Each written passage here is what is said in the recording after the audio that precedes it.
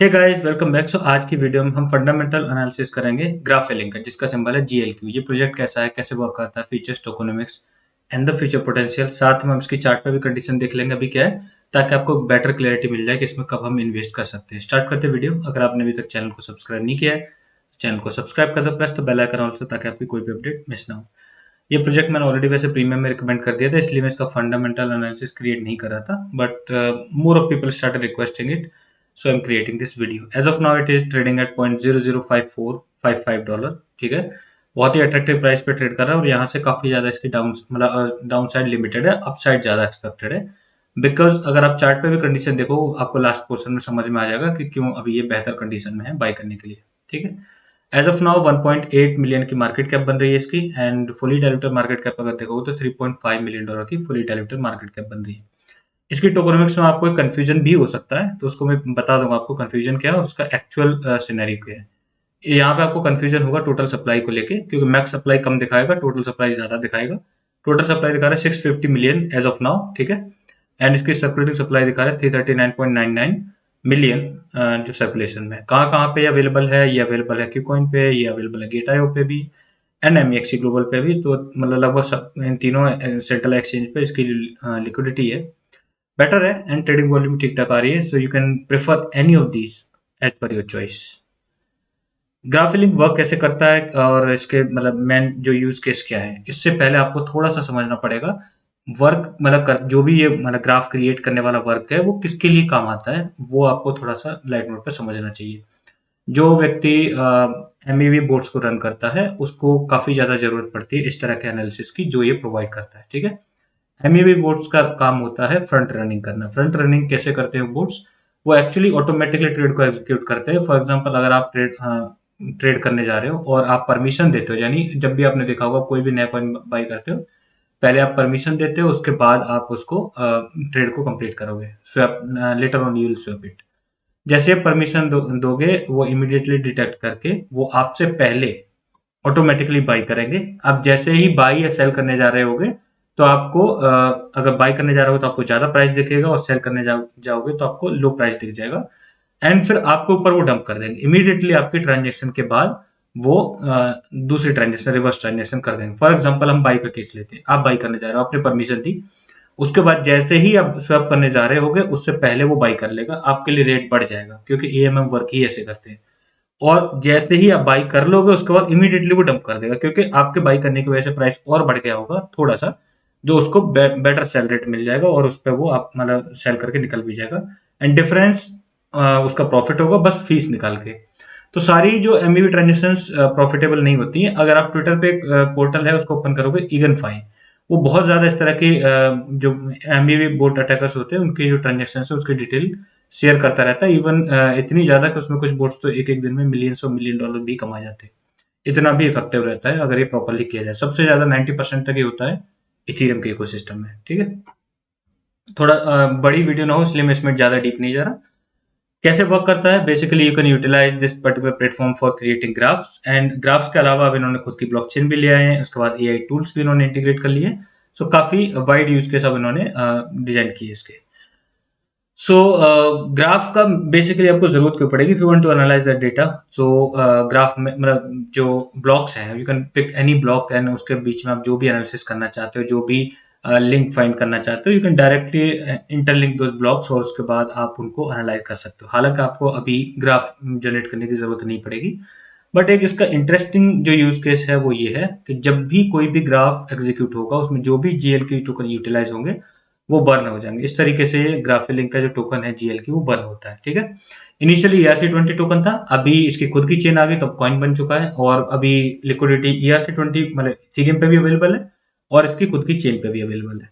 खुद की चेन पे जो स्टेकिंग का रिवॉर्ड काफी ज्यादा दे रहे हैं, और इसको इंकरेज भी कर रहे हैं कि ज्यादा से ज्यादा लोग इनकी चेन पे नेटिव मतलब जो टोकन है उसको नेटिव कॉइन में शिफ्ट कर लें और ट्रांजिशन कर लें। ठीक है, नेक्स्ट इनका जो ओपन एआई पावर्ड एक फीचर भी अवेलेबल है, which is using artificial intelligence, जिससे आप इजीली स्पीच को टेक्स्ट में कन्वर्ट कर सकते हो। And there are several other use cases also, और अभी इस पर वर्क कर रहे हैं, आगे फर्दर इस पे और भी यूज केसेस के डेवलप करेंगे। इसका नाम उन्होंने दिया है ग्राफिलिंग असिस्टेंट।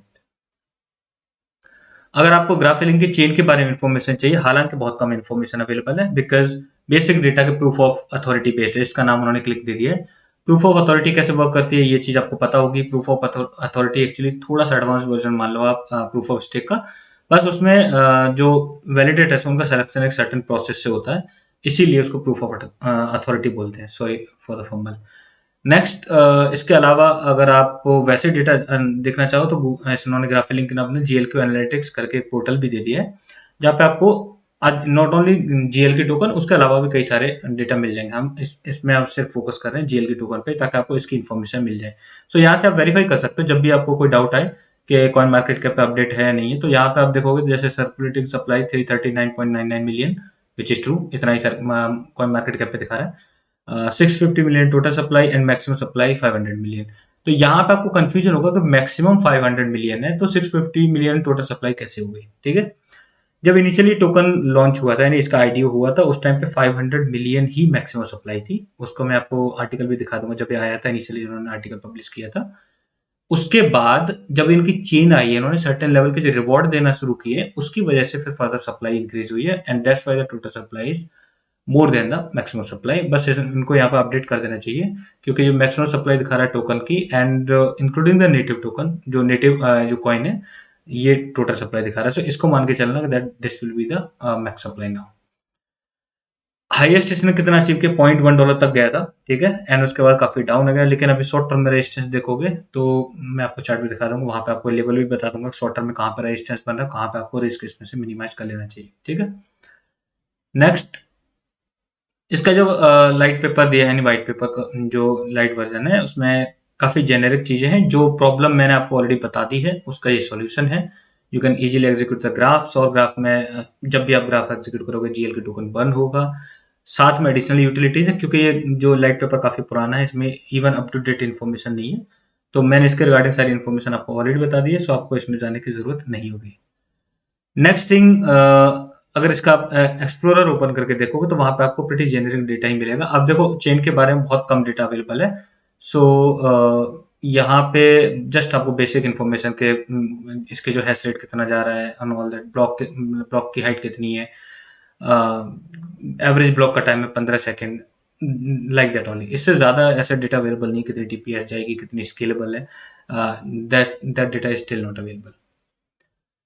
नेक्स्ट थिंग, जब इन्होंने इसको लाइव किया था उसके रिगार्डिंग यहाँ पे इन्फॉर्मेशन अवेलेबल करा दी थी। आप अपने मेटामास्क वॉलेट को कॉन्फ़िगरेशन कर सकते हो, जिसमें इन्होंने बता दिया, ये आपको पता ही होगा, जब भी आपने मेटामास्क को मतलब यूज़ करके कोई दूसरी चेन यूज़ की होगी, एक तो देखो आसान तरीका होता है, चेन लिस्ट पे जाओ और वहाँ पे जाके उस चेन का नाम मतलब सर्च करो, डायरेक्ट कॉन्फ़िगरेशन पे क्लिक करो, कनेक्ट करोगे वॉलेट को, ऑटोमेटिकली कॉन्फ़िगरेशन कर देगा। मैनुअली भी आप कर सकते हो, मैनुअली में बस आपको ये network name, RPC URL, chain ID और करेंसी सिंबल मैनुअली पेस्ट करना पड़ेगा, और आपका मेटामास्क मैनुअली भी कॉन्फ़िगरेशन उसका हो जाता है, ठीक है।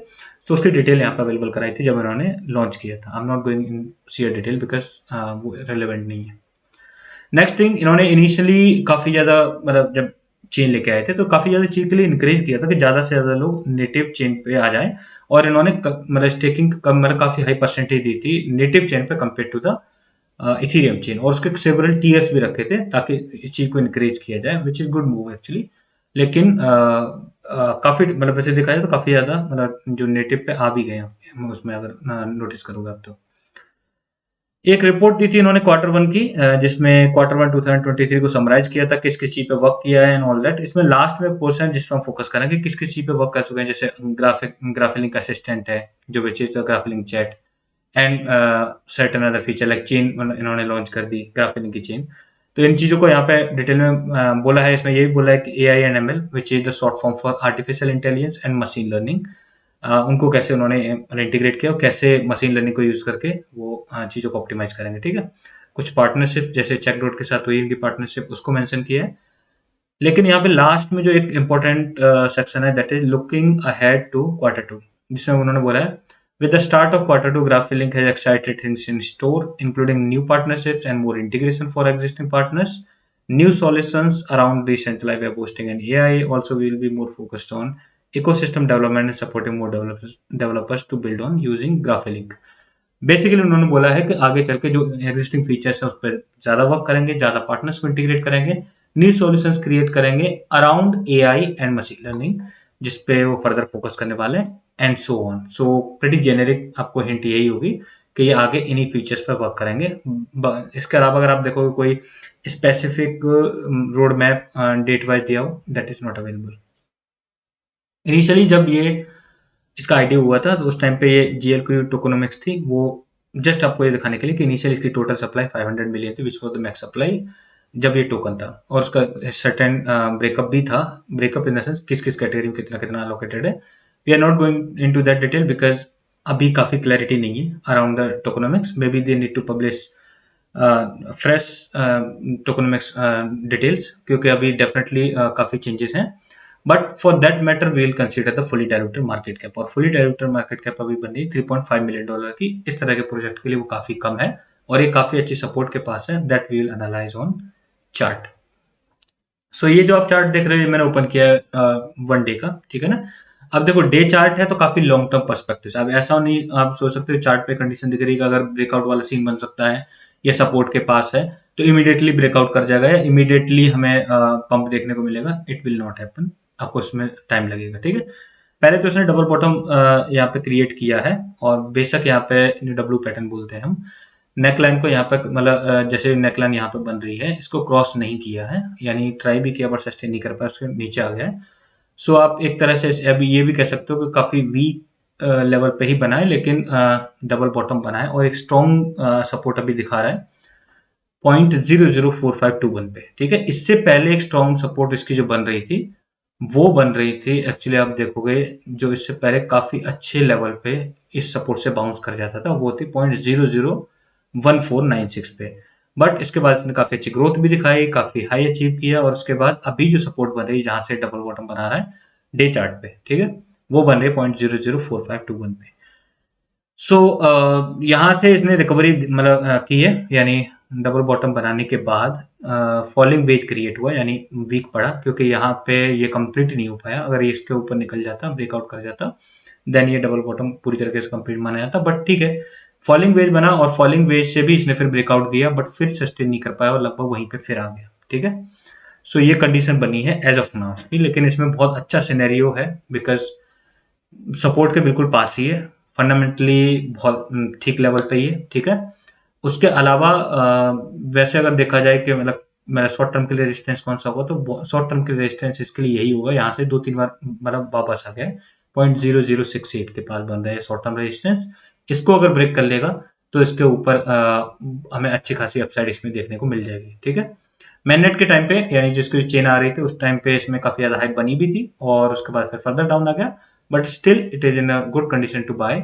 फंडामेंटली अगर आप इसे लॉन्ग टर्म पर्सपेक्टिव से होल्ड करना चाहो तो डेफिनेटली रख सकते हो, इसमें ऐसा कोई इशू नहीं जिसकी वजह से आप ना रखो, बिकॉज मोस्टली आप देखोगे जिन जिन फील्ड में हम आगे अच्छी खासी हाइप मतलब देख रहे हैं वो ऑलरेडी इंक्लूडेड है इसमें, ठीक है। Specifically I am talking about that AI, ठीक है।